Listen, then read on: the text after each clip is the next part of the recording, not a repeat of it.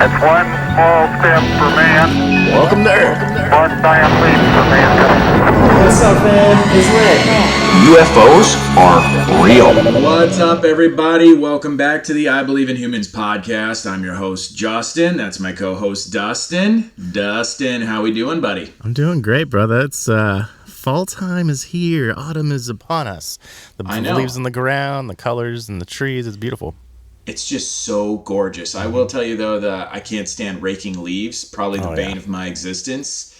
That's growing why up in California, we never had leaves. We never had to do this. Totally. I mean, when I moved out here, I bought my first leaf blower, so I let that thing rip. Fuck a rake, dude. 21st century. Yeah, dude. Have you seen the people that have the vacuums? Like, it doesn't blow. It like sucks it up and tries to like mulch it into the bags and stuff. No. I think it's hilarious. I don't know. It's a very East Coast thing, so it's very out of the ordinary for me. But I just can't stand it. But I am excited that Thanksgiving is right around the corner for this month, and this is my time of year. I just had my birthday. It's like Halloween, birthday, Thanksgiving, Christmas. So from Halloween to 31st to Christmas, I'm living the dream. You got any like Thanksgiving traditions? I know this year is kind of weird for everybody, but is there anything that you normally try to partake in? I mean, growing up, we used to go to Napa, California all the time. That's where my father was born and raised, and his mother was, 100% Italian. She's no longer with us, and so we would spend every year at her house. As soon as we walk in, we get like salami, cheese, and bread handed to us, and the boys got to just Would you like the salami? The boys just got to watch football all day while the girls were she was very old fashioned. The girls were in there cooking. I don't think my sister appreciated that too much because she got reeled into that every time while we're just chilling.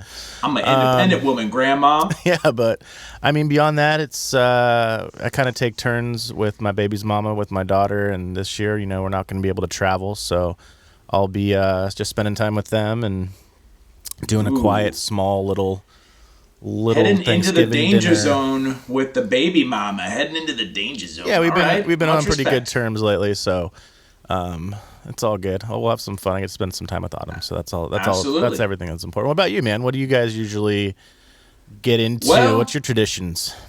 Well, in the old school days, before I became such a senior citizen, it feels like, I used to play football, and you were there. Oh, yeah, dude, the Mud Bowl, bro. The Gravy Bowl. What do we call it? Was it the Mud Bowl or the Gravy Bowl? I think it was Gravy Bowl. Gravy Bowl. Yeah. Mud Bowl is if it rains, but it's the Gravy Bowl is the tradition, right? Oh, yeah. And people got to understand that we're from like a smaller town in California, so like it's the kind of town where there was like one high school, like, everybody knows your name kind of a thing, and all you got to do is send out like a group text or a Facebook thing, and we'd have like 100 people show up, and we're picking teams, and it's like the Super Bowl.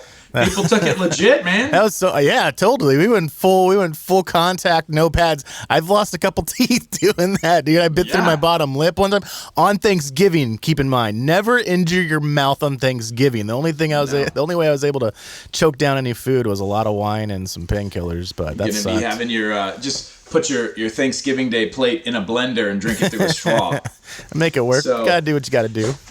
So the old days would just be playing football and stuff, but nowadays being older and having kids and stuff, really it's just about, for me, it's I like to watch the Macy's Thanksgiving Day Parade. Definitely got to do that every year. Yep.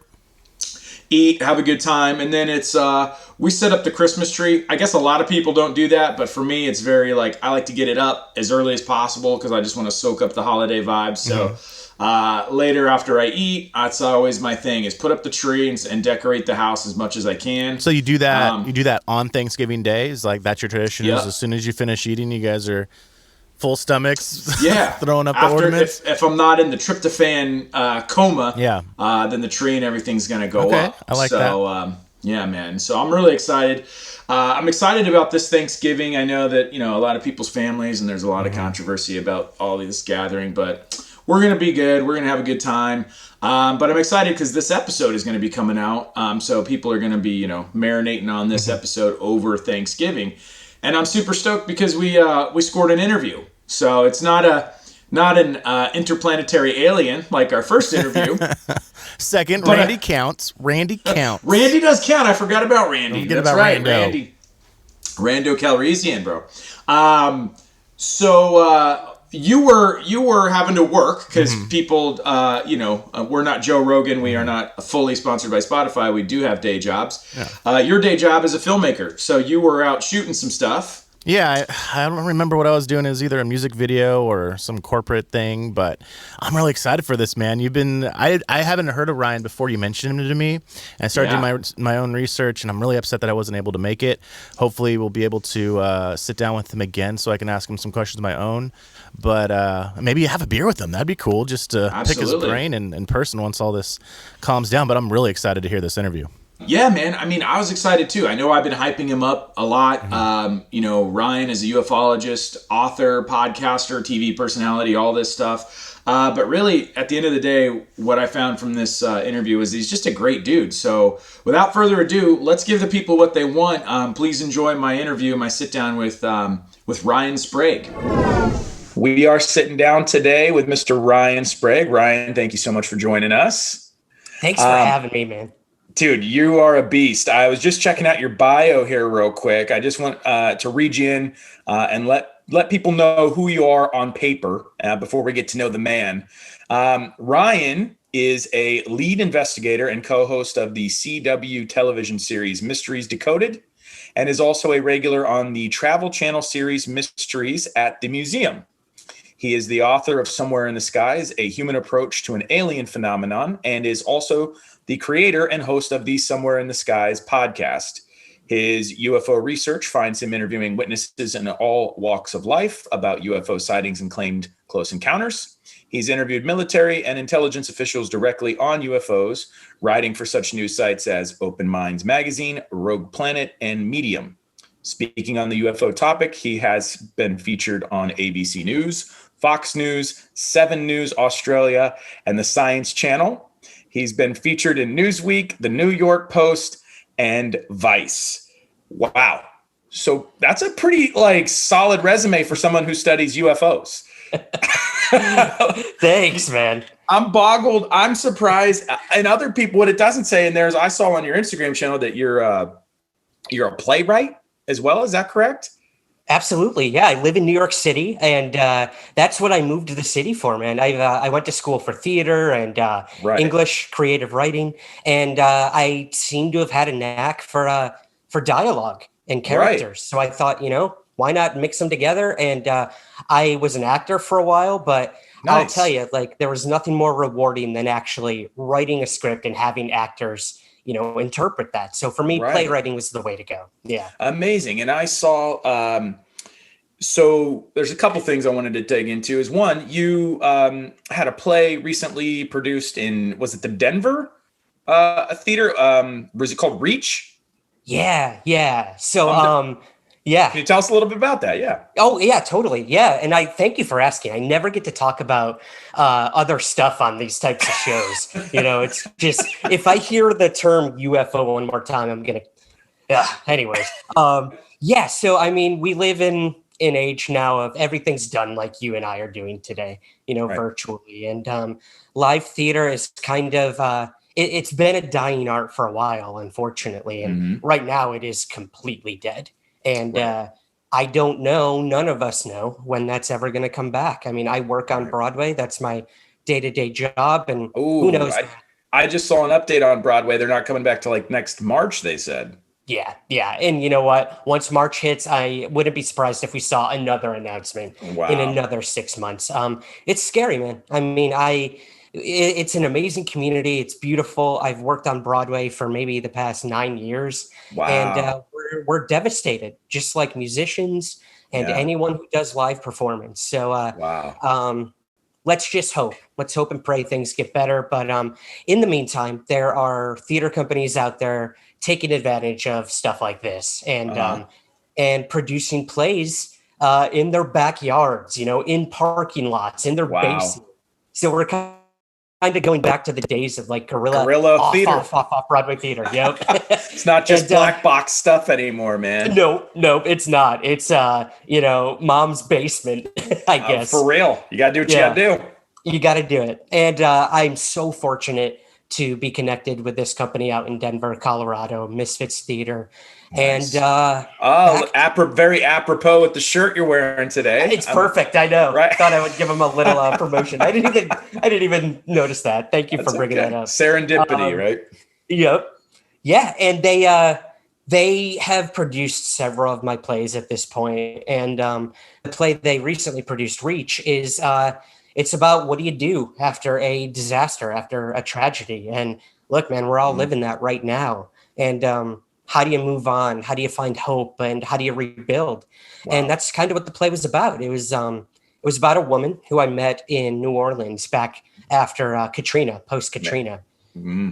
And I talked to this woman at a bus stop for a few hours about how she lost her brother in the hurricane. And, I remember just hearing her out and hearing how she rebuilt after that. And I said, this would make an interesting play. So I set the play in New Orleans a year after, what happened there. And about people, how do you move on? How do you reconnect? And I couldn't think of a better time for a message like that to be conveyed to the public. And this company thought the same thing. So they did it in a backyard, maybe 10 audience members at a time, socially distanced, wearing their masks. And they streamed it. They streamed it live, and you could buy a ticket and watch a streamed performance. So I think that's kind of the way a lot of these theater companies are surviving right now, finding ways to adapt. So it was exciting, man. I was super honored. Yeah. That's amazing. Talk about improvisation in terms of not only from an actor standpoint, but from like a technical direction standpoint. That's quite the heavy lift. I did. Did you say you got your degree in theater and what college did you go to? I went to SUNY Oswego, one of the upstate New York state schools. And is that out near Rochester or Syracuse? Yeah. It's probably closer to Syracuse. I'm originally from Syracuse. Gotcha. Mm-hmm. Okay. Very cool. On Lake Ontario. Beautiful. Oh my God. I've driven through the area. That is amazing country out there. I also majored in theater arts. So that's why I found you so interesting when I was like, who is this UFO podcast guy talking about like writing? He's a playwright in Denver. Like, what's going on with this guy? And as I started to research you, I'm like, is this like my brother from another mother in this situation? Because not only was I involved in theater and did acting and stuff like that as well, but I was a baseball player for a very long time, all the way through college up to probably roughly 25, until I basically was like not going to go pro. And I saw that you were a baseball player as well. Is that right? Am I accurate? This is blowing my mind. Yes. Yeah. I played up until college as well. And nice. My dad thought I was going to go pro, and I loved position? It, man. I played third base and outfield. You're out so corner, mostly man. Center field. Yeah. That was my corner. That's awesome. How about you? What did you play? I was a shortstop originally, and then I ended up moving to catcher after our starting catcher, who was like the best player on our team, threw out his back, and like nobody backed him up because he was like the best guy. So you knew you weren't going to get playing time behind him. We don't have a second string because he's our best hitter. So when he went down, it opened up a lot of playing time. And so I moved in there, and it was a good time, but my knees definitely paid the price. I would not, parents out there, keep your kids away from catching. Yeah, it's not the position you want. Wow, man, I give you all the credit because I couldn't do it. My knees would have been blown after like 2 games. So yeah, man, that's awesome. We really are soul brothers. Apparently, right? And so you're in theater. You're writing, you mentioned you're acting, right? So what type of, is it musical theater? Are you Shakespearean? What type of, what was your, pick your poison. What were you working on? I mean, I've done it all, in the arts. We really try to dip our toes into everything. That being said, I could not dance to save my life. Me neither. I can maybe carry a tune. So I've done a couple musicals in my day, but I'm mostly straight theater. And a little bit of television and film work. But no, man, you give me like a Neil LaBute play or a Sam Shepard play, and I'm all over it. Shakespeare too.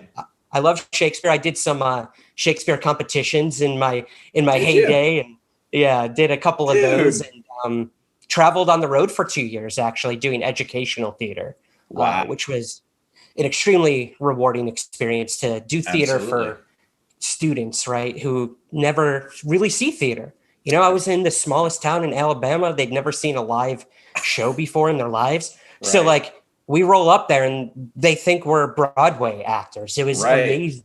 And they were so into it, you know, like rooting for the characters and getting involved. And I loved it. I absolutely love it. So you're in theater, you're playing baseball. Do we have any other hidden talents? That's all I've uncovered so far before I get into the UFO stuff. What else you got? Just before you get into UFOs and you transition into this part of your life, I'm just sort of trying to find, how does this stuff actually, again, how does one land into UFOs of all places? Because it's such you're so not what you would expect of people that talk about UFOs and aliens and things like that. You know what I mean? You're wearing the Misfits shirt. Are you going to Warped Tour? Right? You seem like you're from my generation. Are you going to Warped Tours? Are you you're in the punk scene? Like who's your favorite band? Love Misfits. I love who else? The Cramps are another big one that I like. Okay. So you're kind of in the punk scene. I like it. Oh yeah. I would say more the punk pop. I hate pop to admit it, but I mean, and I'm sure we'll get to it. Blink 182. Of course, they're a big one. Newfound Glory, who just played like their 20th anniversary concert last week. And that really made me feel old. But yeah, man, I was going to Warped Tour in Buffalo, New York all the time. But kind of on the side, I guess secretly, I was doing this whole UFO thing growing up as well. I mean, ever since I was 13, man, I was interviewing people about UFO sightings while playing baseball and while going to Newfound Glory concerts and kind of living these separate lives until I realized, let's put them all together. And that's kind of where I am today. That's amazing. Now, you mentioned 13. I mean, that's pretty bold for a 13-year-old to be out interviewing people. I will tip my cap to you. I know that you had a sighting, and I know you probably told this story ad nauseum, but obviously, you know, for the people that haven't heard this story, most people, it seems like they have some sort of encounter that sort of is like the catalyst for getting them into this. I have not been fortunate enough to have anything like that, but I do enjoy hearing other people's sort of initiation rites into the community. So why don't you just sort of walk us through real quick, that encounter and sort of how it affected you and kind of guided you.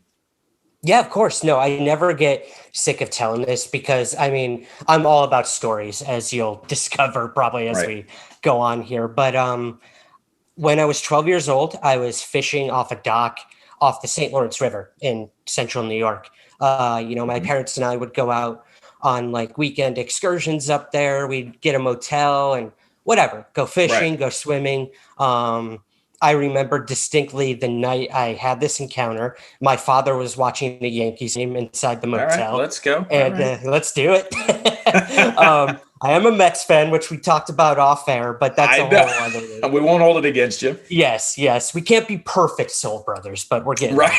That's okay.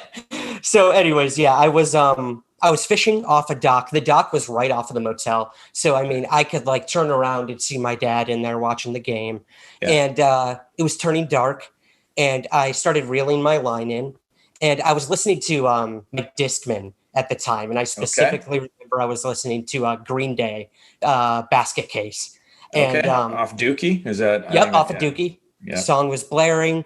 I'm reeling my line in and I noticed there's lights in the water. Yeah. What the hell is this? Like, is there like a submarine in this river? Submerged or like reflected? Well, that's the thing. I thought they were submerged. I bend down. I look, dumbass 12-year-old Ryan. It's a reflection. So I look up, man, and that was it. Like I ripped my headphones off and I was scared. I didn't know what I was looking at. And it was a triangle. I mean, I can't really describe it any better, except that it was 3 white lights in a triangular formation. There was kind of a red ball in the middle, hazy light of some sort. I didn't see like a machine or structure, really, just the lights. And it was hovering silently. Would you say they were bright, or they're dim? Are they like a spotlight light, or are they more of like what you would see like on an airplane's wing, more of like "don't crash into me" kind of stuff? Right. This is what was weird. I mean, even at age 12, like I kind of knew how to disseminate between a plane with like blinking lights or a helicopter with a spotlight. What I was seeing, these 3 white lights at each point were self-illuminating and self-contained. Like they weren't shining down. They weren't, casting off anywhere. They were just there. And I don't know. And then that red thing in the middle, it was super blurry and hazy. So I don't know if like, I can't tell you if it was part of its like propulsion or what it was. Again, I don't even know if it was a machine. Like I could only see the lights and I couldn't see anything behind them, stars or anything like that. So I'm guessing it was a structure, but of course, I mean, if they're symmetrical, they're equidistant from each other, right? Then it implies artificialness. Now, how about, was this over top of you? Do you think was it like investigating you, or was it sort of off in the distance, or was this sort of like something that was like, it was a more of an intimate rather than you were like a farther away perspective? Right. So when I looked down in the water and then looked up, it was right above me, like hovering. I don't know how high up, but it was pretty high. I mean, I can't say this was like right next to me and like, anything like that. But it was aware of your existence, most likely. I think so, because it was directly above me. It made no sound. It just stood there. And I don't know any plane that can just hover without being a helicopter or a blimp of some sort, maybe. Right. But it just stayed there. And I remember for like a couple minutes, I was trying to yell to my dad, who's watching the Yankees game. Yeah. I could see him. I could like see his feet in the motel room, but I couldn't do anything, man. Like I couldn't get a noise out. Yeah. Yeah. Finally, he did come out. So my dad did see this thing. And he did. When he started coming out, the thing, I'm not kidding you, when my dad came out, the thing started from stationary, floating over the water and coasting to the other side of the river. So my dad and I watched it go over the water and head towards Canada, which was actually right on the other side of the St. Lawrence River where this happened. Wow. And I don't know. He didn't know what it was. He couldn't explain. What did Dad think? That's the funny thing. So you look to your dad, right, to like tell you what the hell's going on. And I just remember him looking at it, and he looked super pale. And I mean, he's a pasty white dude like the rest of us, but he looked like he had just seen a ghost. How you doing, Dad? Yeah. Thanks, Dad. And love you. He couldn't explain it, dude. So that scared me even more. I'm 12 years old. I'm looking at my dad. Tell me what the fuck this thing is up in the sky. And he couldn't. And man, it scared the shit out of me. So that, I mean, even as you tell it now, I'm sitting there and I'm kind of thinking to myself, well, I just said that I have not had the fortunate experience of experiencing this. But I'm thinking to myself, maybe I'm glad I haven't, because it doesn't sound like people, it's not dropping Skittles on people. Yeah. It's kind of scaring the shit out of people. And, I don't know, I'm 35 years old now. Not a whole lot would surprise me, but that would definitely scare the shit out of me for sure. Whether you're 12 years old or 50 years old, that's intense, bro. So obviously quite the indelible thing to happen to a 12-year-old. It makes sense why you would sort of start investigating that. But where does a 12-year-old or a 13-year-old, how do you even begin to investigate? And how do you start like reaching out to like, I'm assuming adults are probably most of the people that you're coming across. And how are they taking you serious? Like, was there any pushback? Like, how did you even start? How did you like embark on this journey? Yeah, that's a really good question, because how do you, like, if some kid came up to me now when I'm 30 something years old, I won't give away my age, but definitely older than you are. But I would think the same thing. I kind of shrug it off and be like, well, get out of here, kid. But what's really interesting is by the age of 13, like a year after the sighting, I became obsessed. Like I was taking out books at the library on UFOs and trying to, I guess, find an answer to what I saw. But more than that, man, it was like, wow, I'm not the only one. Like people all over the country, all over the world are seeing these things. And it was kind of by chance that my father, having seen this with me and knowing that I was kind of becoming a little too interested in the topic, I guess. Right. He was a bowler, and he bowled every Thursday night at Strike and Spare in Syracuse, New York. And I remember him telling somebody that his son was like obsessed with UFOs and, you know, and doing that thing. And somebody through a friend of a friend of a friend or whatever said, oh yeah, my grandfather saw something and he might want to talk to him. And boom, that was kind of it. It was completely by chance. But my first interview at age 13 was with a Vietnam veteran who had a UFO sighting during his service. And talk about like being nervous. Like not only was I about to interview my first witness, but they were a war vet and they were 50 something years older than me. So yeah. So first of all, you just dated yourself by saying you checked out books at a library. All the millennials and Gen Yers heads just exploded. Like, what's he talking about? Yeah. What is this mystical building with books? What are you talking about? Pre-internet. So someone like me who remembers libraries, again, I'm sitting here thinking that's even more remarkable because you're doing this without like the internet, without smartphones, without social media. I mean, for Christ's sakes, I mean, you can start a podcast. How many people started podcasts over the COVID-19 quarantine? And we're all up and running in the matter of months because of Facebook and Instagram. And you're immediately plugged right into groups of people who are willfully sharing this information. And you're doing this just super grassroots. It's like an episode of Stranger Things that you just described right now. I'm picturing you as like running around with 11 and stuff, you know? On my little bike. Yep. So that's young Ryan. And then obviously I'm sort of breezing over because I'm sure we can just sort of we can continue to talk about your trajectory from there on and take up the whole hour, but I want to get to a lot more stuff. So let's just like snap forward into Somewhere in the Skies. Now, Somewhere in the Skies, I believe volume 1 came out in 2016, correct? Yep, that's correct. Yep. And then volume 2 recently came out this year, correct? Yes, a couple months ago. Yep.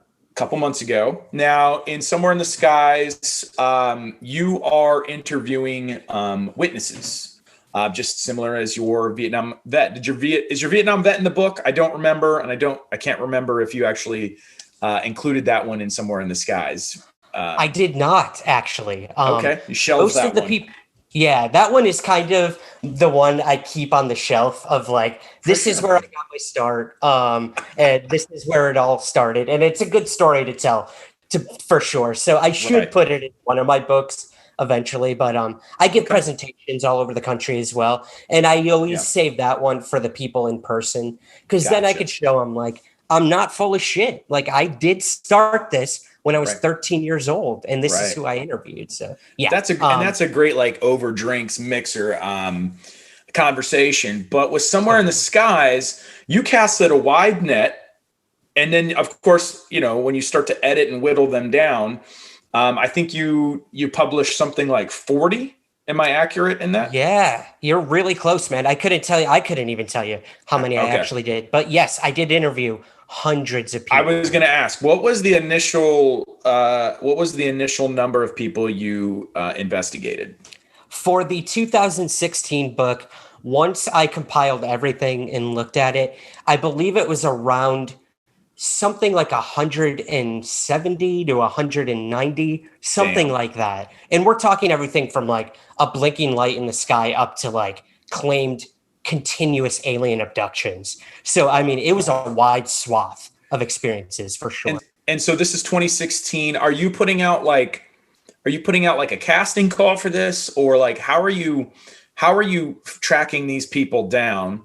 And what is sort of your, your vetting process to whittle these down? Because look, I've been at this a way shorter time than you, and I've already had my fair share of like fringy there's some wackadoodles out there, but then there's also some super legit people that really just want to tell their story and had something legitimate that like I wholeheartedly believe.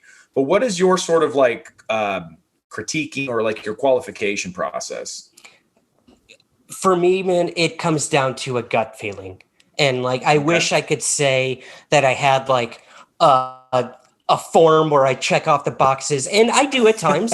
Like, there's definitely like specific things I look for, and sometimes people come to me and I can explain to them immediately what it is they saw, and that's a good feeling. Like, I'm not here to tell people you're seeing aliens. I'm here to tell you what you saw and what you experienced. And again, I'm no expert. There's no UFO experts out there. Like, none of us know what the fuck is going on with this shit. But we're trying. Thank you, ladies and gentlemen. That'll be the end of the internet. No, I'm just kidding. The Ryan Sprague. Why are you here, Ryan? Why are you here? But that being said, man, yeah. I mean, look, I've been lied to. I've been, I've probably been BS'd a bunch, and I like to think throughout the years, I've been able to understand that and get a good BS meter and differentiate the more fantasy-prone individuals or straight up liars or even just misinterpretations from the true credible cases. Right. And the ones that made it into the original book are the ones that I firmly believe something happened to these people. Again, I will never explain what exactly happened to them because I was not there at the time when this event occurred. But these are the people in my book that I firmly believe they believe these things happened to them and that it was something truly extraordinary. So it wasn't easy. The vetting process is not easy. It's weird. It's awkward. It's scary. It's beautiful. It's everything in between. Yeah.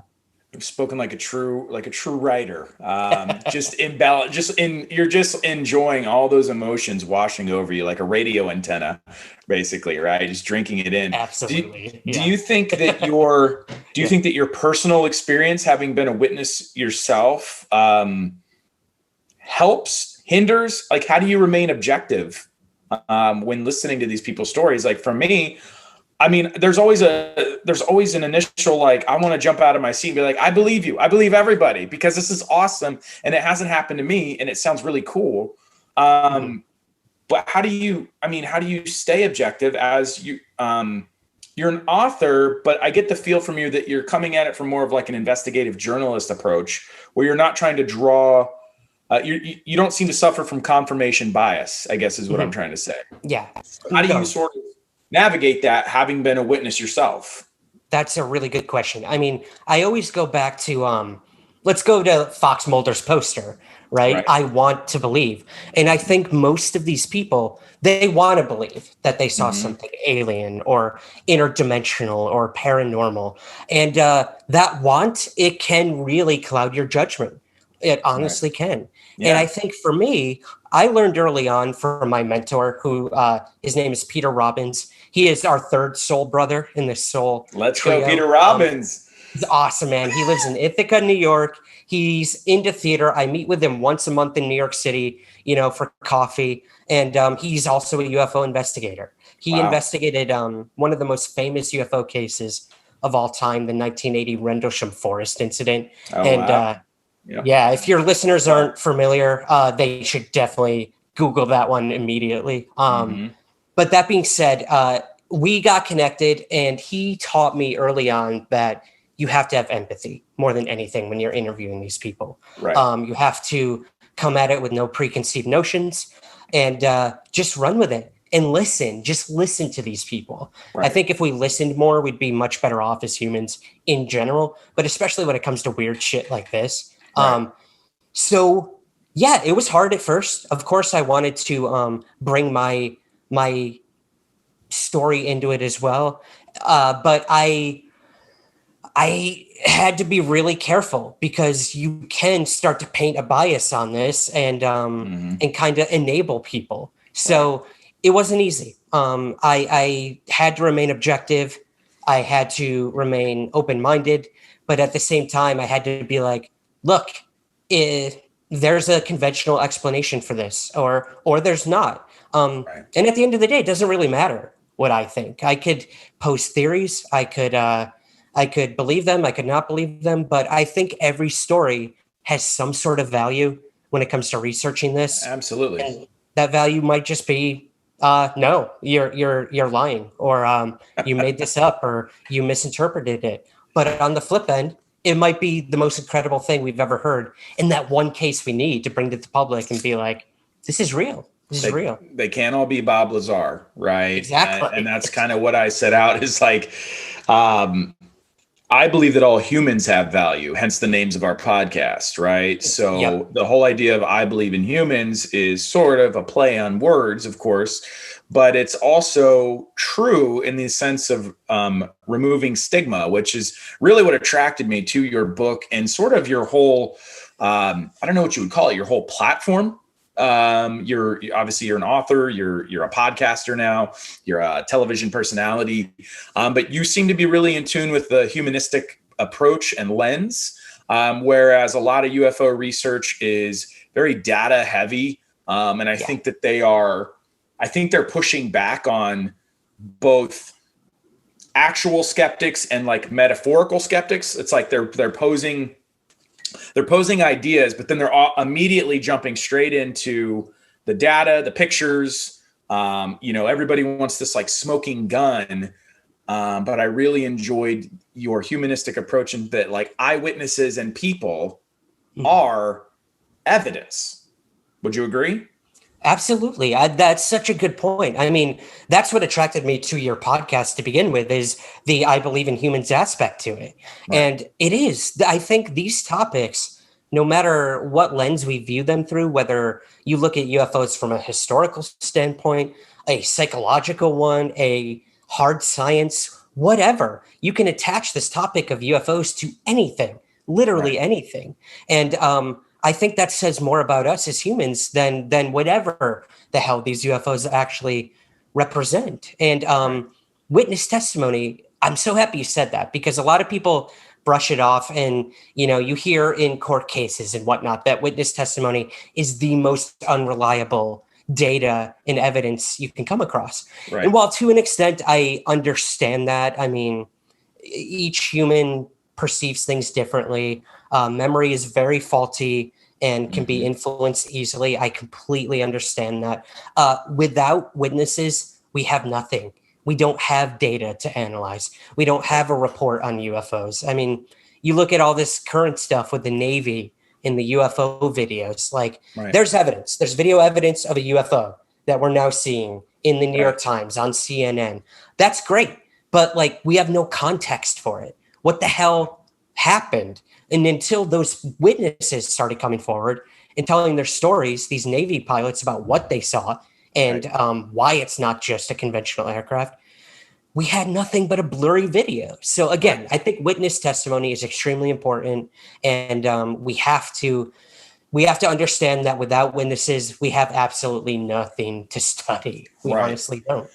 I couldn't agree with you more. And I think it was like episode 4. We did a whole episode just on eyewitness stigma and sort of trying to break down why this happens. And I made the point that in court, you're correct. Human memory does not work like a camcorder, yet the American criminal justice system continually convicts people to life sentences, convicts them to death. We've put away mob bosses. We've put away all sorts of people based on nothing but eyewitness testimony. Mm-hmm. So the idea is you can't have your cake and eat it too. Either eyewitness testimony is valuable or it's not. So you can't pick and choose that it can sentence you to a life sentence in a court case, but when someone witnesses a UFO, they must be full of shit because I haven't seen one. You know what I mean? And that's what I think where the skeptical approach comes in from. I couldn't agree more. Yeah.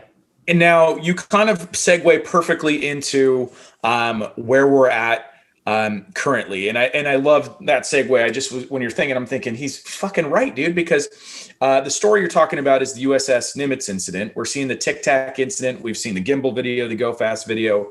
all this, Pentagon releasing these videos, they really don't mean anything until you hear Commander Fravor talk. And his I've heard him on the Joe Rogan podcast. I've seen him all over the place. His story is so amazing. And the reason why people are really buying into this is because he's such a decorated pilot. Right. But the interesting thing is he's not the guy that captured the video. So he's giving an eyewitness testimony, and there is a video from a separate plane that we're actually watching. Yet in your brain, at least in my brain, when I'm watching that story, I'm hearing his testimony, I'm seeing the evidence, I'm putting the two together. And it's really his story that makes everything gel and makes it become like validated. Mm-hmm. Right. Yeah. And so I want to get into the newer stuff now, because we've established that you've been in this community, this niche for some time now. What does a guy like you think when this stuff starts coming out in 2017? I imagine that you probably had some rumblings before the layman like myself. I was exposed to it via the show Unidentified on History Channel. Also just general CNNing, like reading articles and stuff. It crossed my paths. But what is a guy like you, like, is this just like the most exciting thing that's ever happened for people that have been, you're not exactly an old timer. I know there's people that have just been studying this stuff since 50 years and way back when, but just as someone who's been pushing for disclosure and for more publicity in this moment, what does this feel like to you? It's definitely a new paradigm. I can't deny that. And I think, when I got into this, the stigma was huge, man. Like I couldn't talk about this topic with my friends. They made fun of me. The more I got into it, the more my parents worried, like, Ryan's going crazy. Like, Ryan, stop talking about UFOs at family gatherings and, out at dinner and whatnot. But, man. And look, dude, even up to, the past 10 years, I lost so many second dates telling girls that I was a UFO researcher. Can't exactly put that on your Tinder profile, dude. Exactly. Now I wear it loud and proud, and my girlfriend right now is the most incredible, understanding individual who's into this topic. We love you, Jane. Right there, I'm like, yeah, it was meant to be. That being said, man, growing up with this topic, I saw government projects come and go when it came to this topic of UFOs. Mm-hmm. Probably the biggest one that people might know is Project Blue Book. Yep. It's back in the 50s and 60s. And they came to the conclusion that there was no threat by these UFOs. They pose no threat to our national security. We can explain away almost every single one of these cases, but they didn't. They did not. There were over 700 cases that remained unexplained from Project Blue Book. And the government said, we're done looking at this thing, like, whatever. We can explain it. It's not a problem. Go away. And lo and behold, we learned, like you said, in 2017, they had been secretly investigating UFOs. They said for 8 years. I have a feeling it's been going on since the moment they said Project Blue Book was closed up until we learned about the secret Pentagon program in some way, in some capacity. But look, any UFO person who says they saw this coming is bullshitting you, because we didn't. We did not. I can tell you that much. And even my most inside sources, and that does include former government officials, intelligence officers, military, nobody knew this was about to happen, that the New York Times was going to bring this story forth and leak these official Navy UFO videos. So it was huge, man. I remember waking up and reading it, and I just stared at the headline for 10 minutes. And I was, even as a UFO researcher, I was scared, because I'm like, whoa, this is real. Like, the government's officially acknowledging UFOs are real. They're not saying they're alien. They're not saying any of that, but they're saying they are real. And God, my phone rang off the hook. My email was going nuts of people being like, did you know about this? Or what's going on? And all I can say is, I don't know. I honestly didn't know about this. And ever since then, man, we are in a new paradigm of acknowledgement of the UFO topic within the mainstream media. And that's huge, because I've been trying to get that done for decades now. And it's exciting. It's very exciting. So in 2017, it comes out, and they continue to release. So even during the quarantine, they come out again with another release. I believe it was in April, and then like we're getting episodes up and running, and Dustin and I are joking about give or take 10 years for like alien disclosure, like disclosure with a capital D is what you'll hear people talk, right? This is the drip feeding disclosure with a lowercase d, which I think is more likely, and that's what's happening. I don't think that, they're not exactly going to Independence Day style cruise in over the White House sort of a thing, right?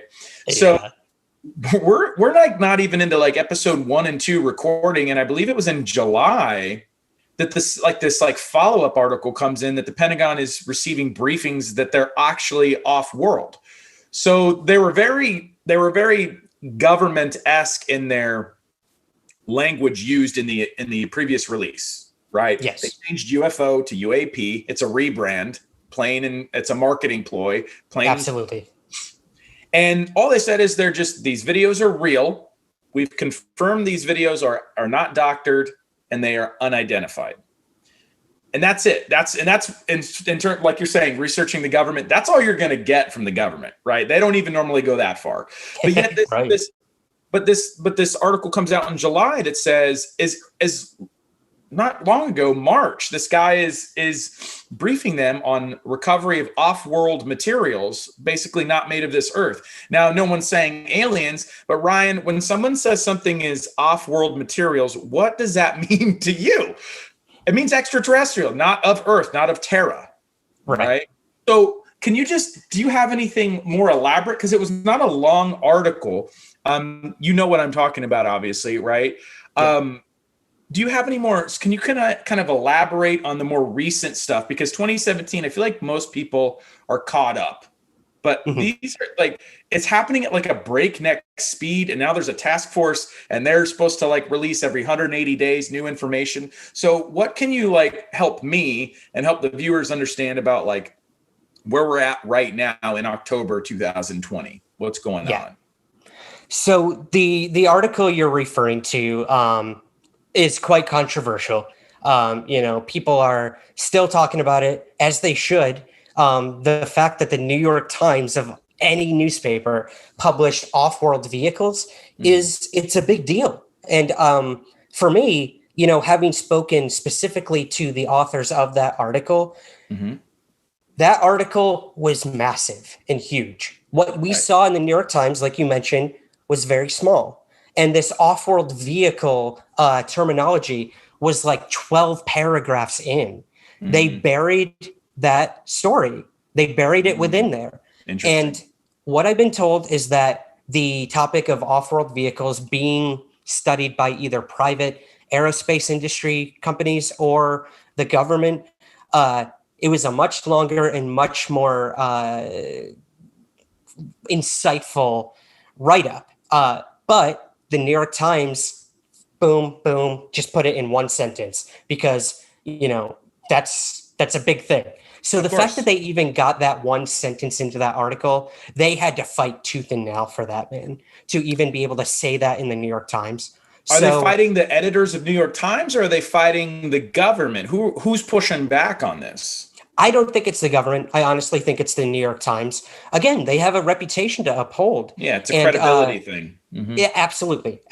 So I understand. And I also respect that they're even willing to cover this topic in general. So I think we have to take what we can get. I have all the respect in the world for these authors, Ralph Blumenthal, Leslie Kane, who are writing these articles, because there's so much more to come in. I mean, I can't really elaborate yet, but there's so much more to come in the New York Times and around other mainstream outlets. But we have to take that seriously. Off-world vehicles, like you said.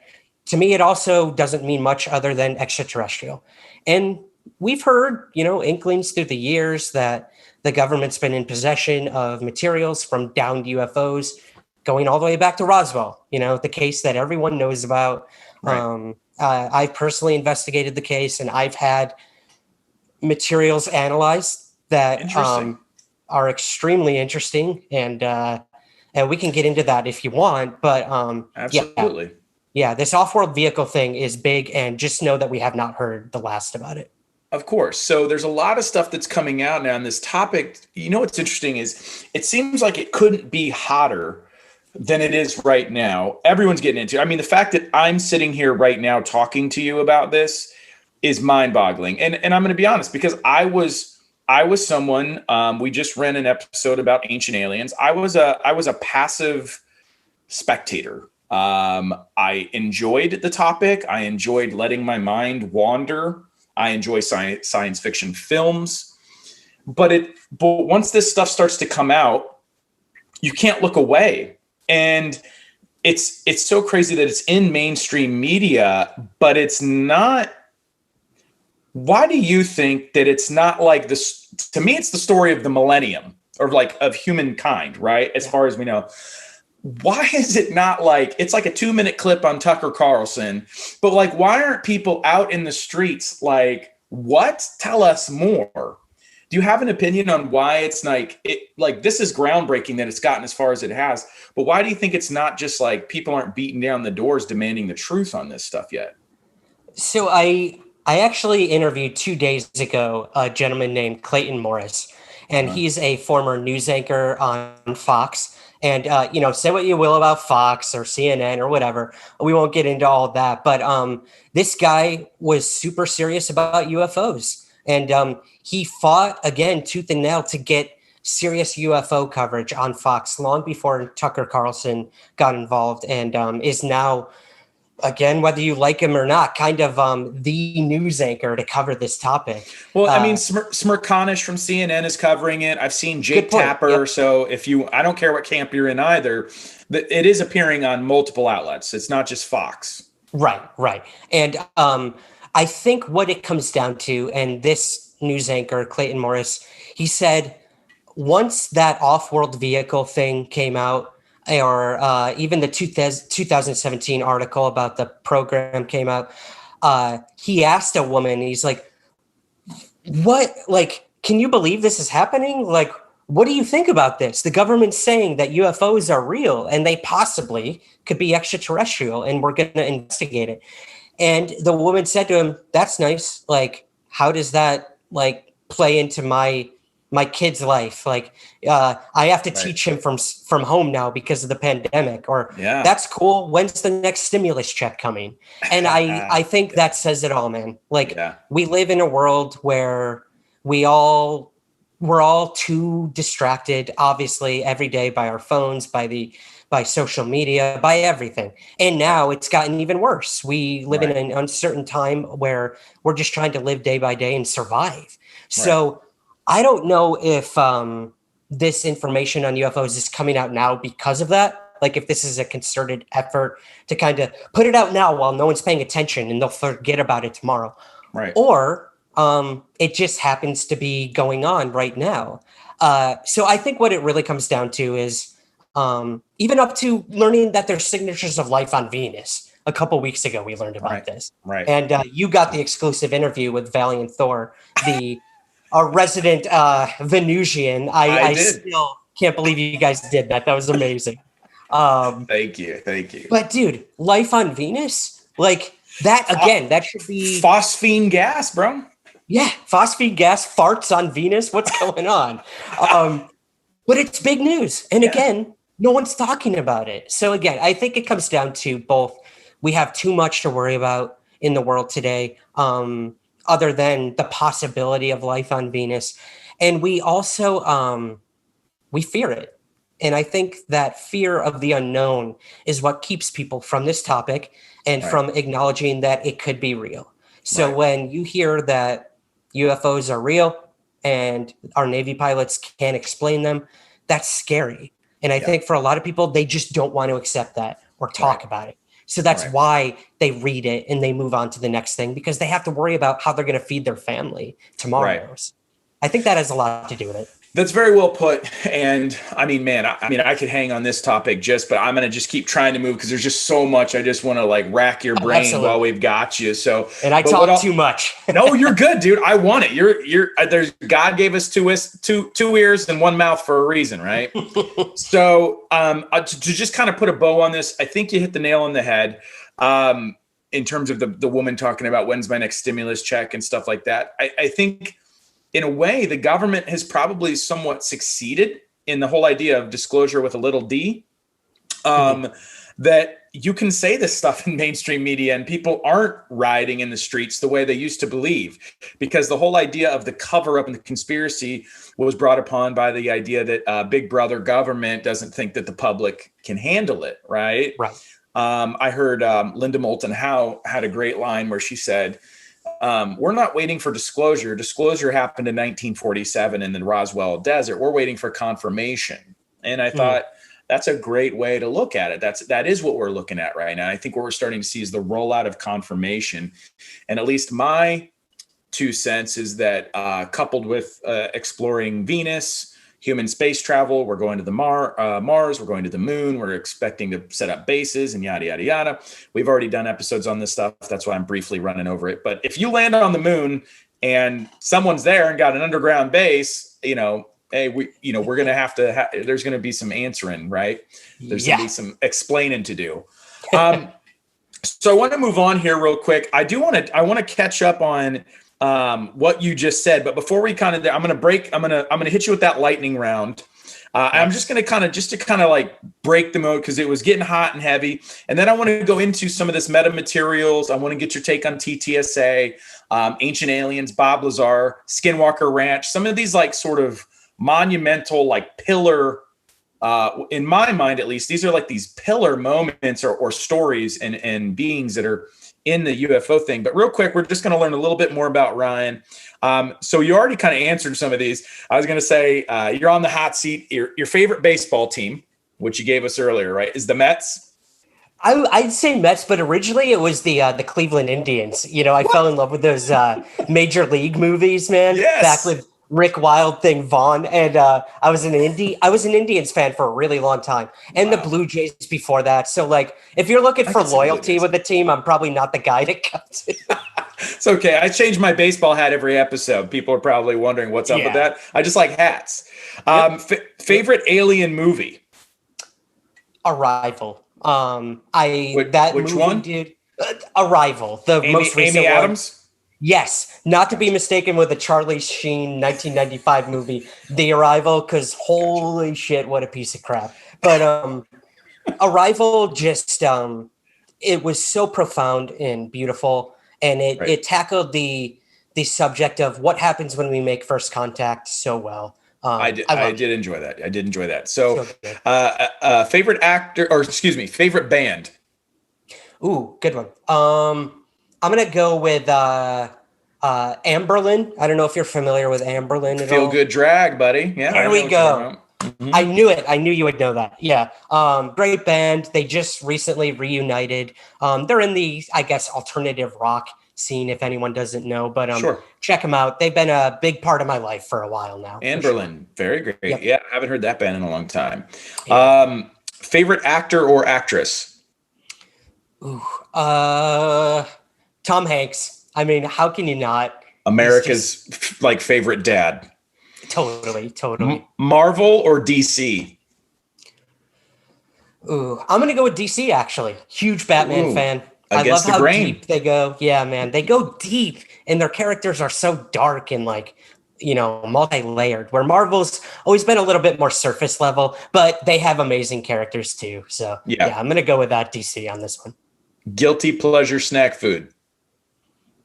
Ice cream. I mean, I get in trouble every day for buying a pint and eating a pint within 5 seconds. Ben and Jerry's? I'm more of a Haagen-Dazs guy, to be honest. Yeah. Rocky Road? I like Rocky Road. Chocolate peanut butter is my favorite, though. All right. Yeah. Favorite type of UFO? Bob Lazar tells us there's at least 9 out there. I don't know how many you've counted, but what's your favorite type? I'm going to go with the sports model that Bob Lazar always talks about, the one he presumably worked on a site for at Area 51. So slick, So classic, saucer style. And man, can that thing move? Apparently. So Apparently, I like how you so sleekly dropped in. Presumably, I'm 2 feet in on Bob Lazar, by the way, but this is about you now. Okay. Favorite private space company. Ooh, wow. I mean, the easy go-to would be SpaceX. Of course, fan favorite. But I guess I honestly can't think of many others. How about go to SpaceX? How about follow up? Favorite eccentric billionaire. Okay, now I see where you're going. Yep. I'm gonna go with Bob Bigelow, who also had Bigelow Aerospace.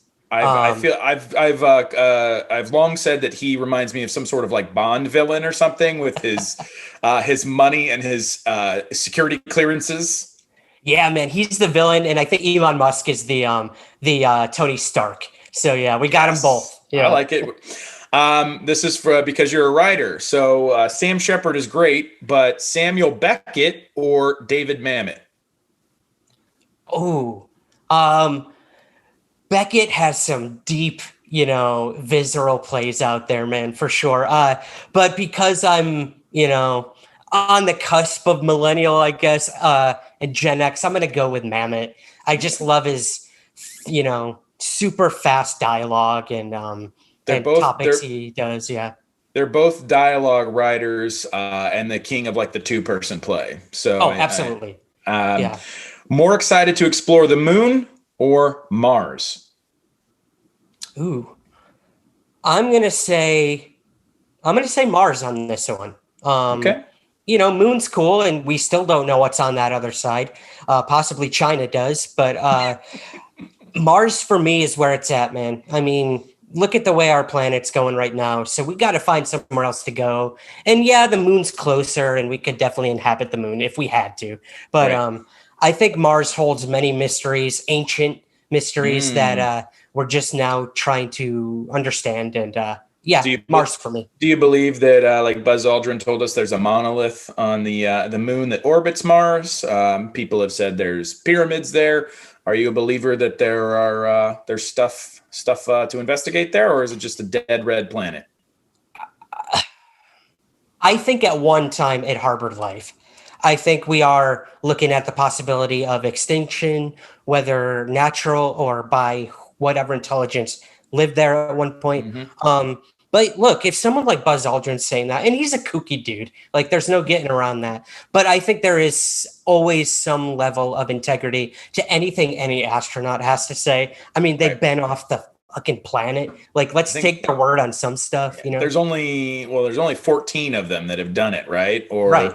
There's more than that's been in space, but I mean 14 that have been to the moon, I believe. Right. I think you're right. Yeah. Yeah. Favorite conspiracy theory? Ooh, QAnon, of course. No, please edit that. Please edit that out. Let's see. Just for fun, I know you're a journalist and you try to be objective and all this stuff, but just when you're letting your mind wander, what are you like? What are you dreaming about? What like that would be cool if that was true.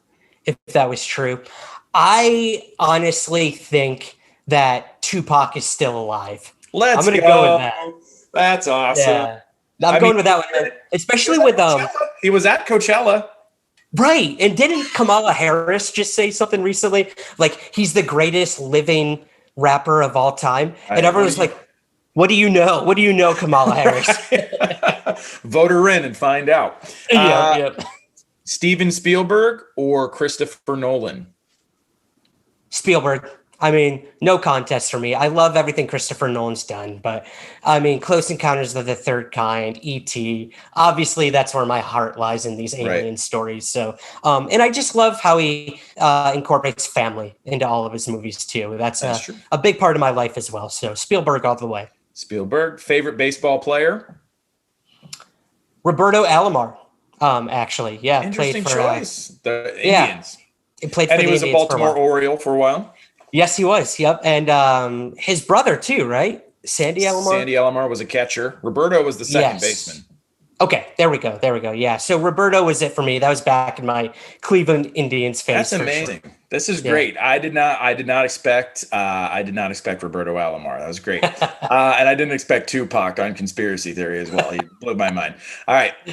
This is a tough one. Star Trek or Star Wars? Not tough for me. I've been a Star Wars kid for a long time. I played the Star Wars card game in school with a couple of my pals. And I obsess. Like, if you go look in my room right now, I've got the entire extended universe book series and everything. So Star Wars for me. All right, brother. And the last one here is, are you more excited to explore the future or the past? The future. Yeah. I think, again, we learn from the past, which brings us into the future. So I think, again, if we can trust science as we should be as a society, especially right now in the world, if we trust science more, I think it's only going to lead to a brighter and more sustained future for sure. Awesome. Well, you're off the hot seat, buddy. That was a lightning round there. So I want to kind of go through some of these big things before we get you out of here. And again, feel free to take as much or as little time you need with these, but I've been dying to ask you questions, or just ask anybody that's smarter than me in this realm about what they think about this stuff. And I know that you've interviewed a lot of these people and stuff, so you've got a lot more firsthand knowledge. The first thing is, you mentioned metamaterials and stuff, and I want to get to that. And you know what I think I'm going to do is I'm going to tease it a little bit here. And if you don't mind answering that and talking a little bit more about that, maybe we'll throw that up on the Patreon. Would that be absolutely. Cool? Yeah, so totally. If people want to hear about Ryan's metamaterials and you want to get the inside scoop on what he's been finding with that stuff, you're going to have to subscribe to Patreon. Sorry, but that's the way it works. Because what I want to do is I want to go through those sort of big four things here. The first one is TTSA. So metamaterials brings me to TTSA. They're doing a lot of things. That's to the Stars Academy, for those of you who don't know acronyms. And obviously, I don't want to get too much into Tom DeLonge. Everyone likes to hang on Tom DeLonge being from Blink-182. And I feel like that's been beat to death, right? He's here. He's doing his thing. Who cares? I don't care where he made his money before, but I think it's really cool that he's doing what he's doing. They're doing a lot of stuff with metamaterials. They were definitely integral, played an integral part in terms of getting these videos released. They've got Luis Elizondo, they've got Chris Mellon, they've got Steve Justice, Dr. Hal Puthoff. They've got like this all-star cast of characters over there. Give me your 2 cents on TTSA. I was just listening to their latest episode, and they're taking let's take questions from social media for Dr. Hal Puthoff. And who's the first question that they read off is Ryan Sprague. And I'm like, I can't get away from this guy. He's everywhere. I'm sorry, man. I'm like a parasite. I know. No. So are you tight with them? Like, how did you, I don't know, it could be totally coincidental, but I also thought maybe you're in with these people. And just what's your general take? We've done a whole episode on TTSA, so I feel like most people should be caught up on the background, so we don't need a history lesson on them. But you as being a UFO person, here comes Tom DeLonge and this cast of characters. What do you think about them, man? Is this good for business or what? Absolutely. And no, I'm not a government informant, or I'm not, I'm not a spy, or I'm not a disinformation agent, but look, I've been featured on that podcast twice now, for the mere reason that I think I, like so many others, are very passionate about the work they're doing, and I want to know the hard answers to hard questions. So I really appreciate them taking the time twice now to answer my questions, because I think these are things that need to be covered and explained. And look, these are the poster board children for ufology right now. Right. So we got to take what they say and we got to challenge it.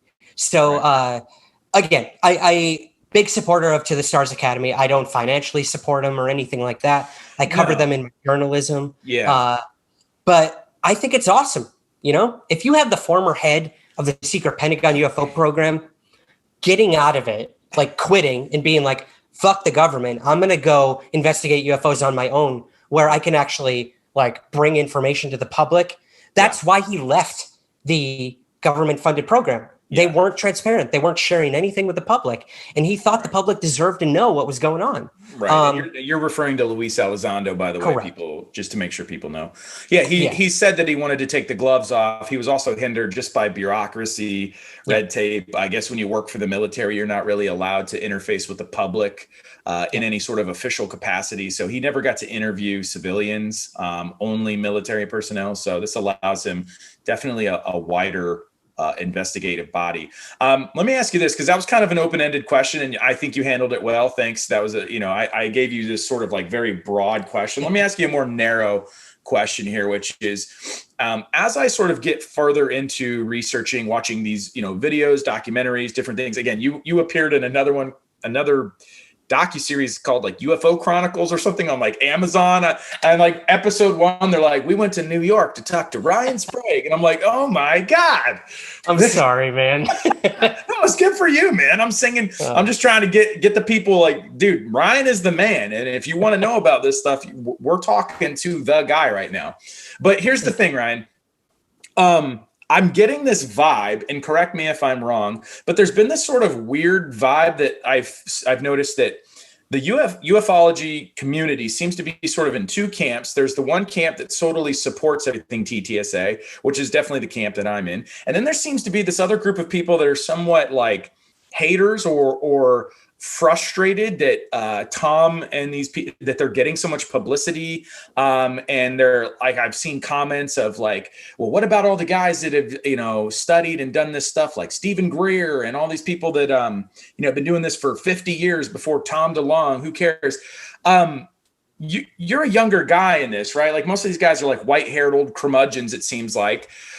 I think that Tom has brought a whole new, fresh audience to the thing. That's just me, because I'm here because of Tom and TTSA. But from an insider like yourself, is there sort of like a beef that I'm perceiving? Am I right in sort of perceiving that? And B, what camp, I guess, sort of are you in? I mean, you already said you're a fan of TTSA, but like, I mean, like, are they doing more good or are they doing harm? To answer I don't see how they could be doing any harm. They have made this topic more mainstream than it's been in a really long time. And I have to thank them for a lot of the opportunities I've had. Like you said, the Amazon thing or blah, blah, blah. It's because of what they have done. And they have opened people's eyes, mostly in mainstream media, to take this topic seriously.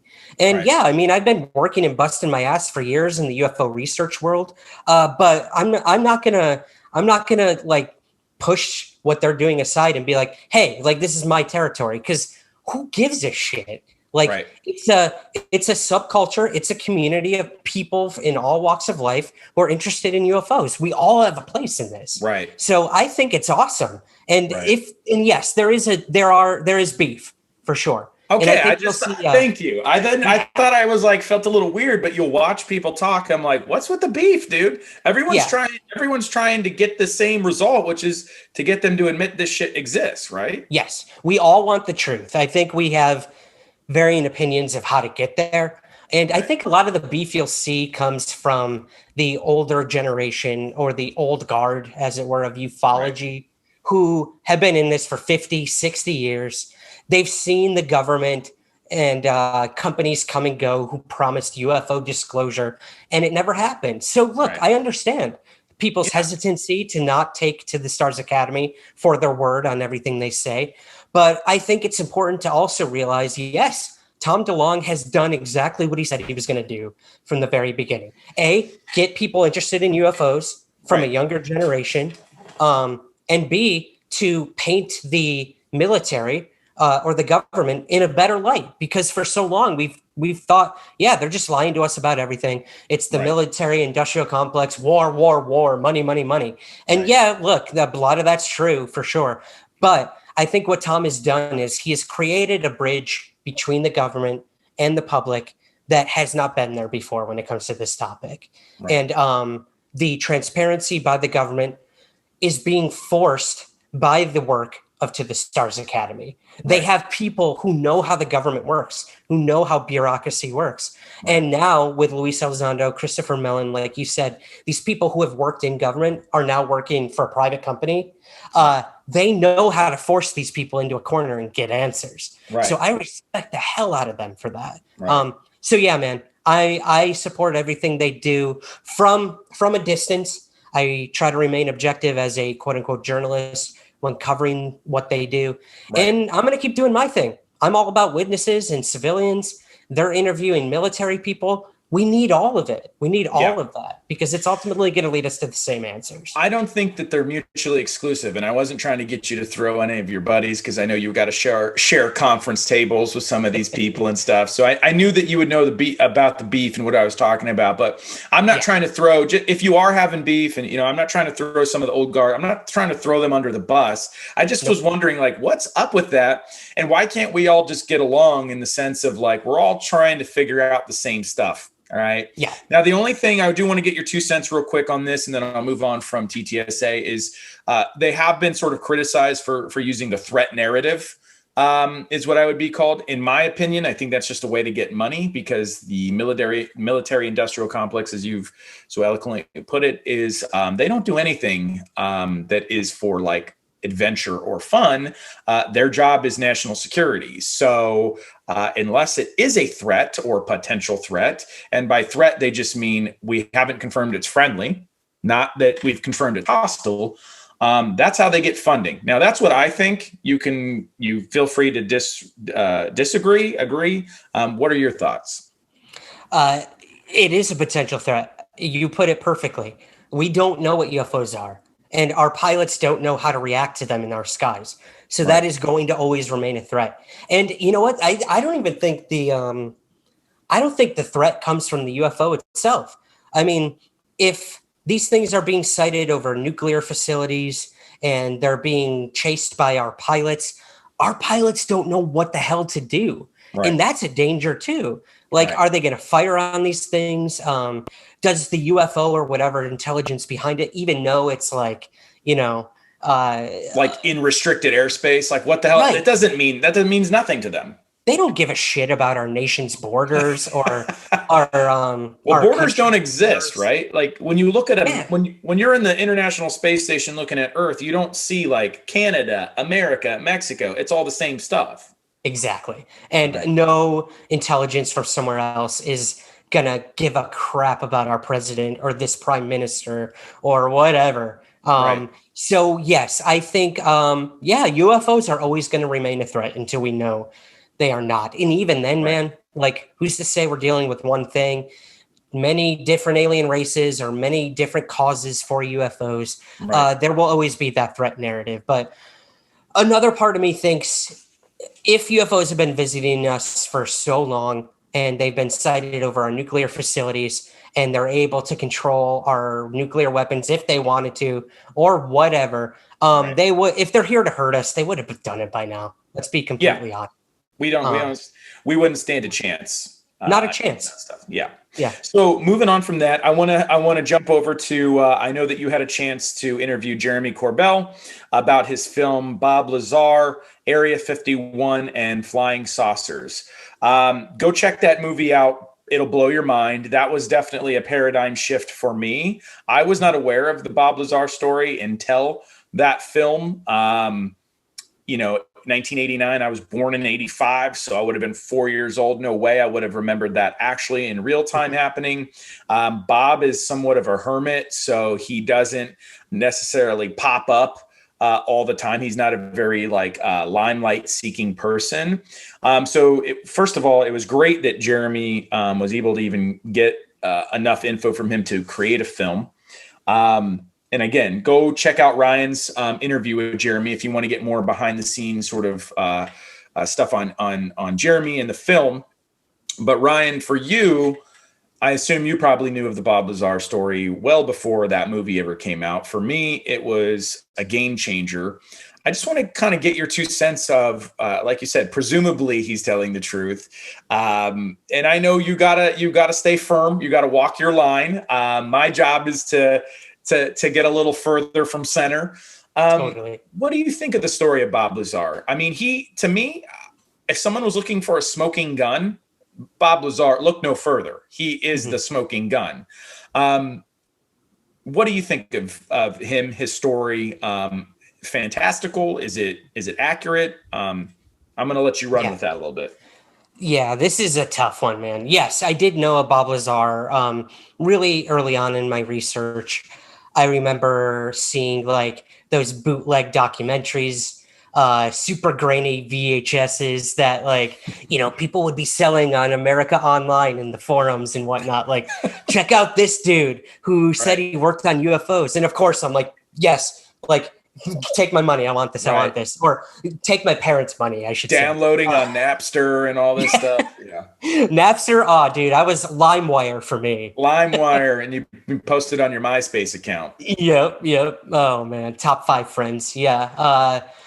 So Lazar is just an enigma. Right. I've looked into it heavily. I've met Bob twice now. I've spoken to him briefly. I'm jealous.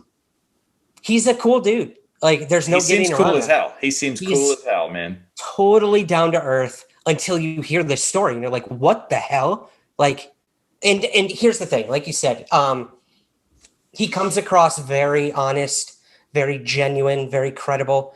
And he's just like that in real life too. So, I mean, take that for what you will. I have always been under the impression that Bob Lazar, the story he's telling us is what he truly believes. And I do believe he experienced what he says he experienced. That is not to say that what he experienced is alien. That is not to say that he was not played. If you look at the timeline of events, the things he said, the things we've learned since then, there's no denying that it's compelling. And the way he said these UFOs that he worked on back in the 80s, reverse engineered the technology.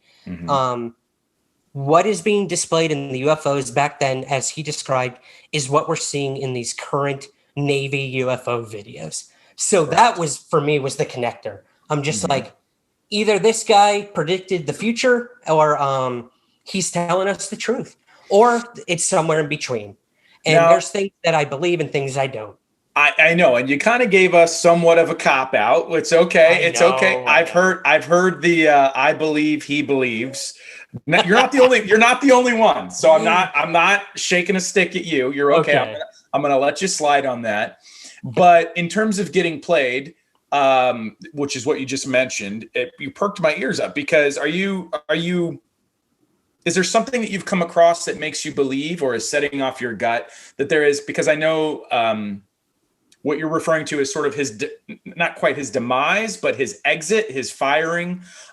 He only claims to have worked there for about 6 months, roughly, I think was the timeline, which is not a ton of time. No, not at all. Before all of a sudden, like, I know his wife's cheating on him, and they call him in, and he takes his buddies out, and they're like videotaping this shit. And it's very like loosey-goosey. And I think we actually just did an episode on him, which will air before this interview, which is why I'm saying we don't have to go into the history lesson of it, because we already break that down. Cool. But you got to remember, he's a young man. He's in his early 20s when he's doing this, right? I think he said he's like 22 or 23 roughly when this is happening. Yeah. Which, if you remember, I'm talking about myself, when I was 22 or 23, the shit I would have been doing, had I been exposed to this, it would make my story sound ridiculous. Okay. Yeah. The thing is, the dude has ice water in his veins when he talks about this stuff, and he doesn't change. His story has not changed for 30 years. But when you say that he might have been played, do you think he might have been, it's a disinformation thing? Is he part of the disclosure movement? Is that what you're implying? Or is that just something that I'm inferring and kind of reading in between the lines of what you just said?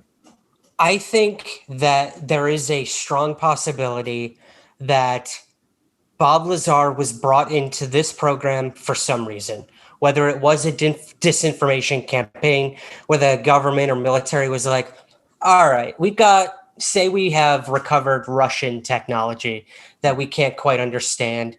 We want to bring these guys in, and you'll work on this, but you won't know what the guy next to you is working on. It needs to remain compartmentalized. and we just need to know how this works or how this does this or this. I think there's a possibility that if it was not extraterrestrial, it was a rival nation or something the government was in possession of, that they said, let's tell this guy it was aliens and let's see what happens. So if we ever fire him or things don't work out with him, if he ever tells anyone about this, they're going to think he's crazy. And they did. When he first came forward with this story, people immediately brushed him off. Or a lot of people believed him too. And no matter what you think, Bob Lazar ushered in Area 51. He is the reason we know about this installation in Nevada. Right. And that's big. And I guarantee you, when those first news stories broke about Area 51, they were already moving whatever the hell they had there somewhere else. So when I say he was played, I think there's a possibility that it could have been extraterrestrial or it could have been something completely different, but they wanted to see what he would do with the information. And we've heard this before with the Roswell UFO crash. Maybe it was Russian, maybe it was Japanese, maybe it was something else other than alien. But if the public's going to go with it, that it was aliens, let them do it. Let them do it, because they'll never know the actual truth. So I think it's a possibility. But like you said, the dude is so genuine. I can't help but believe him. And to be fair, Bob has addressed some of the things. Even when he was on Rogan, I heard him interviewed for quite some time on there. I mean, he even addressed reading the papers in the interview, talking about the Zeta Reticuli star system. And he even was questioning it himself. Is this some sort of like plant in terms of just messing with me? So, it's like almost like a password. So if he was to leak information, this specific line of information is unique to each person. That is a very well-known CIA sort of thing. So that's not like you're not making a hasty, you're not making anything crazy there. That's a well-known tactic. And he's also admitted he's just been straight up. I don't know why they chose me. Sure, I put a rocket in my Honda, but there's definitely smarter guys out there than me at the time. So anyway, I think I could go on all day about Bob, but like I said, this is about you, and I want to just keep rolling through. The other thing I wanted to ask you about is Skinwalker. So just like Jeremy Corbell did a film on Bob, he does a film on the hunt for Skinwalker. George Knapp is like the godfather of all this stuff. He is just like, everywhere you look, he's like Ryan Sprague. He's popping up everywhere. You can't investigate this stuff without coming across George Knapp and his tremendous work in this area. And Skinwalker Ranch just comes up and up and up. And this goes back to our buddy Bob Bigelow. The thing I want to ask you is, it just seems like Skinwalker Ranch seems to be, there's something going on there that it may be the key to unlocking this whole mystery, whether it's extraterrestrial, interdimensional. It's been described as a paranormal Disneyland. We're going to do a whole episode on that, so I don't need you to give us a history lesson on that. Have you investigated Skinwalker Ranch, and what the hell do you think is going on there? Not personally. I wish I had a more exciting answer for your audience. Okay. I have never been to the ranch, but I have known plenty of people who have stepped foot on there and have claimed all the extraordinary things we've read about, heard about. And yeah, man, this is a living laboratory of weirdness, whether it's UFOs, interdimensional beings, cattle mutilations, everything you can think of is apparently going on at this one location. And look, there's something to be said. We have amazing scientists who have worked out of Skinwalker Ranch and investigated it. And this secret Pentagon UFO program we've referred to so much today, a lot of that money was allotted to study Skinwalker Ranch. So right there, if a government-funded project, if a lot of their money is going to this ranch, that says something. So I think it's incredible. I think it's amazing. I don't know if we're ever going to truly understand the ranch, but we're trying. There's a TV show out right now doing awesome scientific investigations there. The Skinwalker Ranch, the History Channel series you're referring to, right? Yeah, man. And like, say what you will about TV and entertainment, these people on that television show are 100% serious about what they're doing and finding answers. It's not just about ratings or anything like that. Like, they want the truth. and I've Have you spoken to them interviewed? about that. I was going to say, have you interviewed Brandon Fugel, the owner of Skinwalker, or have you reached out to Travis Taylor, the guy who's sort of like the main character in their story? What are these people? What are these people? What are you hearing? When you get your ear to the ground there, what are you kind of getting? So yes, I have spoken to the owner, Brandon Fugel, on several occasions. Awesome guy. What's most awesome about him, the new owner of Skinwalker Ranch, is unlike its previous owner, with government-funded money, Brandon's like the eccentric millionaire, billionaire, what have you. He bought the ranch. He does not answer to the government when it comes to what his group funds there. So I think that's awesome. He wants to share it with the public, and he's passionate about it, and he wants answers. So first and foremost, amazing work. I think we couldn't have asked for a better owner to now be in charge of Skinwalker Ranch. And I've spoken a lot to Bryant Arnold, who is one of the security personnel on the ranch as well. Is that Dragon? Dragon, yeah. Dragon. I love it. Dragon. Where's the nickname Awesome. come? I want to get, what is the nickname? Because he's the only one with a nickname, and he makes his boss call him. Brandon calls him Dragon. I'm thinking, if I walked into my job tomorrow and just said, "Hey, by the way, I go by a unicorn" or something, right? My boss would just be like, "What? I'm not calling you unicorn." Right. I never did ask him where that name came from. Next time I talk to him, I'll try to get the inside scoup on these that. These are the hard-hitting questions that you need to get from the I Believe in Humans podcast, Ryan. Right. Not what are the UFOs, or what is this interdimensional being coming through a portal? But right. Why Dragon? Why Dragon? You could be anything. All right. So yeah, man, they're genuine. They're awesome dudes. All right. So you're killing it. What do you think about Ancient Aliens? I wanted you to transition from one History Channel show to the next. So this is kind of drawing this to a conclusion for me, because Ancient Aliens is the beginning for me. I've talked in other episodes where I think it came out like in 2009 or 2010. When I was in college and stuff like that, it used to just be the show I'd put on in the background while I was like writing essays or doing something, because it was just sort of like, to me, it was like mindless entertainment. I could tune in and out and come and go. And the History Channel, like through the years, will do these like marathons where you could like binge watch them on Fridays and stuff. But over the time, I slowly become sort of like, I don't know if it's like through osmosis or something, but it just gets like absorbed into my brain, and I start to fall in love with the program and be like, you know what? They actually got some good points. And that's how I kind of get roped into the UFO community, ufology, I guess. They have their own skeptics and haters, just like everything else. But again, just like Bob, the more this stuff comes out, they just continually seemingly become validated with this stuff, whether it's materials, whether it's Bob talking about, I see 9 spacecraft over in a hangar. One of them appears to be, or I heard through the grapevine, one was dug up in an archaeological dig.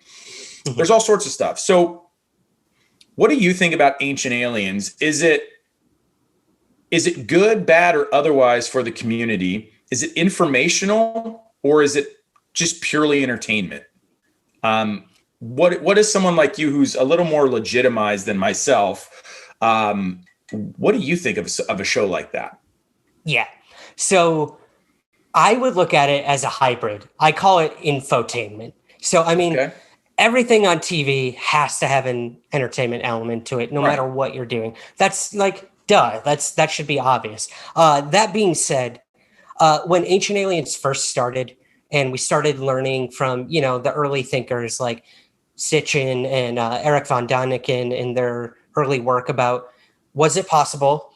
What is the term on Ancient Aliens? Is it possible, or could it be? They always put that in front of everything, which is the safe way to go. I do it too. Ancient astronaut theorists say yes. Right? Yes, exactly. So they don't have to take, responsibility for anything. Yeah, they're letting themselves off the hook. Yeah, and I totally get it. So is it possible that Ancient Aliens is real? Look, I think there's some compelling evidence that there is a possibility we have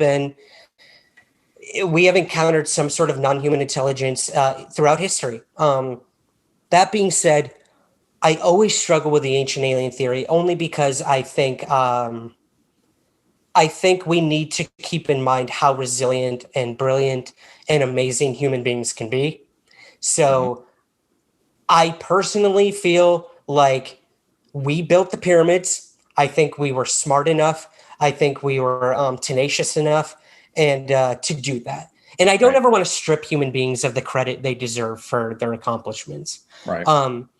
But sometimes those accomplishments are so extraordinary that you do have to wonder, was there some sort of intervention throughout time? And that show in its, something like 15 seasons has brought forth some very compelling evidence. I cannot deny that. But for every one of those, I always struggle because I'm like, no, that's just like, come on, guys. Yeah. You're reaching a little too far. And we all do it. And they're just theorizing like the rest of us. So you can't blame them for that. And they make people think, like you said, that was your gateway into this topic.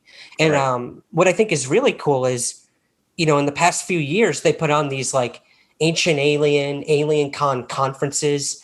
And instead of just having Giorgio Tsoukalos or Von Daniken at these things, they're inviting me. They're inviting my fellow UFO colleagues who have been researching these topics for years and being like, we need you here. Like, we start the conversation with a lot of people who've never thought about aliens before, and we want you to be the point where they turn to after that. So I think it's awesome. I think they're, they've bridged those gaps. They've created a community.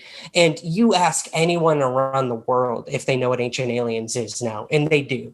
And that's inspiring. And again, if it's going to get the topic of aliens and UFOs out there, I'm all for it. And I might not always agree with them, but I think a lot of the stuff they say is very compelling.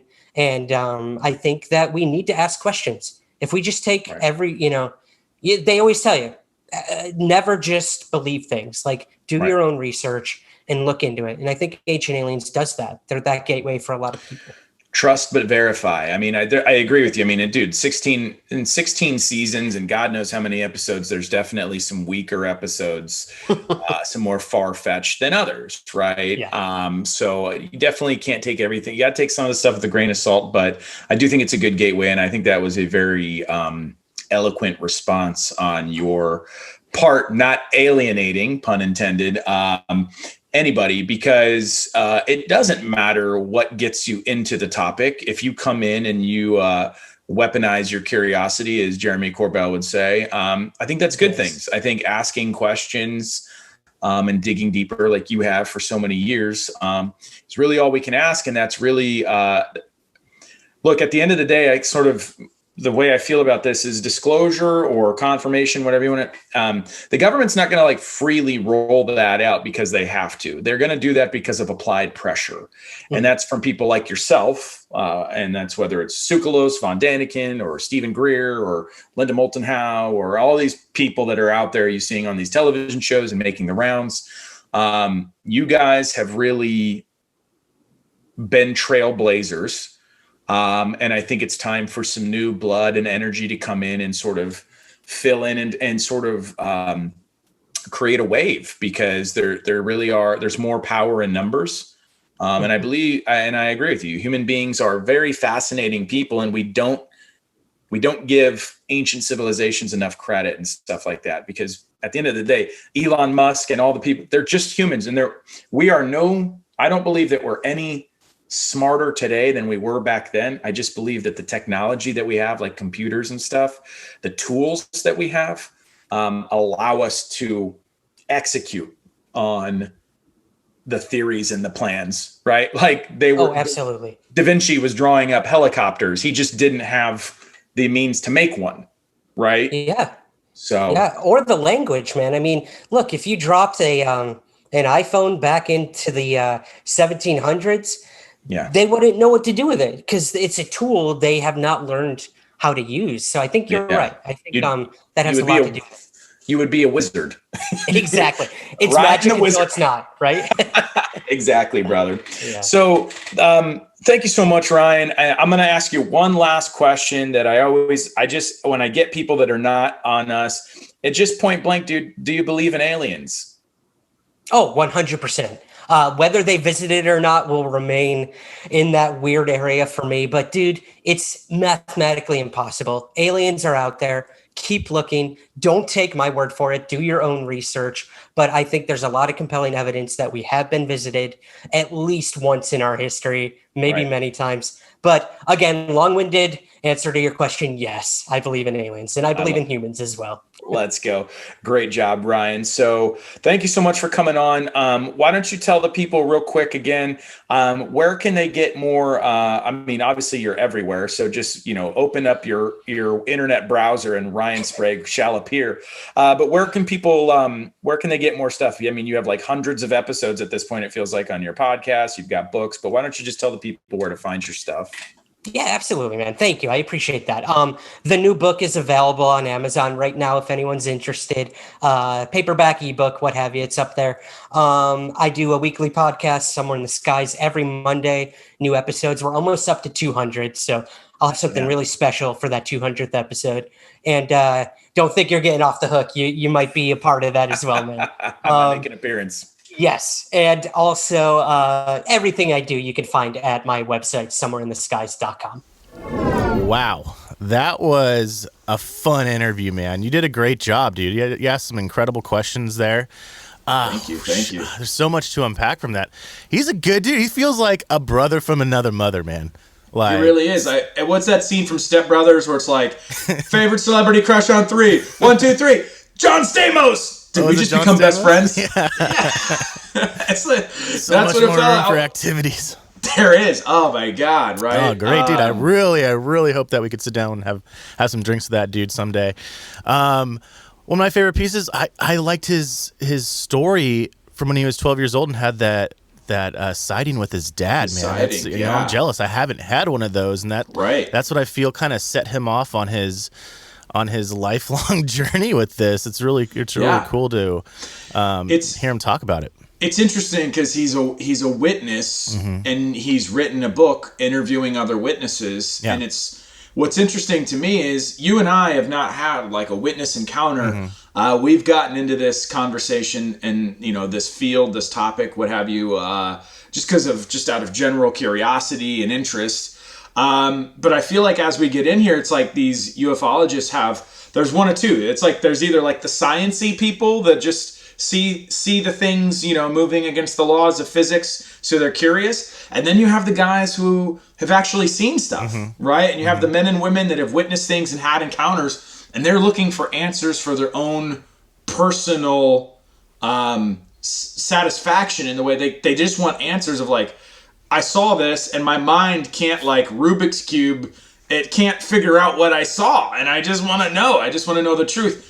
And it's really compelling. And it blows my mind hearing these stories, whether it's Ryan or I've been bombarded by people on social media sending me their stories. So every time I read one, I'm blown away. Absolutely. And hopefully once TTSA drops their app, maybe we can have an experience of our own, because they're going to give us a little heads up like, hey, look up, you're going to see something right about now. And then keeping my fingers crossed for that moment. And I've heard a few things here and there, nothing too crazy. It's just kind of lights in the sky that can unexplainable. But there's some stories starting to come into us that are pretty breathtaking. And I want to encourage you listeners to please, if you have an experience and you don't know who to talk to, or you have a friend that witnessed an event, like, please tell them to call us up, email us, engage us on Instagram. That'd be super rad. And yeah, absolutely. I mean, we're starting to investigate these. We're reaching out to people more and more. So we will have sort of, I don't know if you would call them episodes, or we will start sharing the stories that we are allowed to share. We will soon. I did mention that we're filmmakers, so that's always a possibility of actually getting out on the road and filming some of these things. So, but we need the content, right? So you're right. This is kind of a call to action, a call to arms. If you guys know stuff and you want to send it in, by all means, we're all ears. Yeah. So. And super cool that Ryan is able to do that already. I mean, I gotta pick up his book. Like, what do you say? Something like 160 interviews he had with people in that first volume. Something like that. That's and he incredible. whittled it down. I think he whittled it down to like 40, and that's that's so tough, because you don't want anyone to feel like they're not being counted or whatever. But I I think I saw the stats like nationally, like every year worldwide, there's like 12,000 sightings, and you're going to get everything from like little bit lights in the sky miles away to like the fucking thing was over top of my house, right? So you just really got to beat the pavement and investigate these things. And I think it's tough to figure out which ones make the cut, right? When you're doing a book or a film, you're trying to advance the agenda of the community of like pushing for disclosure and pushing for truth. We just want answers, right? That's all we want is answers. And I think we're getting there. Getting close. Well, thank you so much in this one, JT. That was cool. I'm sad I wasn't able to make it, but you did an incredible job on your own, man. Kudos. I appreciate you, brother. You'll be there for the next one. Yeah. So, well, that does it for us, guys. Thank you so much for tuning in. As always, check us out at the IBelieveInHumansPodcast.com website, Facebook, Instagram. All the socials. I'm on Instagram all the time. All the socials, YouTube. If you want to cop some merch, go to www.IBelieveInHumansPodcast.com/store. Do it. Yep. And don't forget to like, subscribe, share this stuff with a friend. Like I said, we do have day jobs, but the more you share and get the word out, the more support we get. It just makes our lives easier in terms of wanting to get out and investigate stuff. It really goes a long way with helping us make our cases to the powers that be to help us get out there and investigate some stuff. So thank you guys so much for tuning in. And Dustin, don't forget, it's okay to believe. You're not alone. Peace.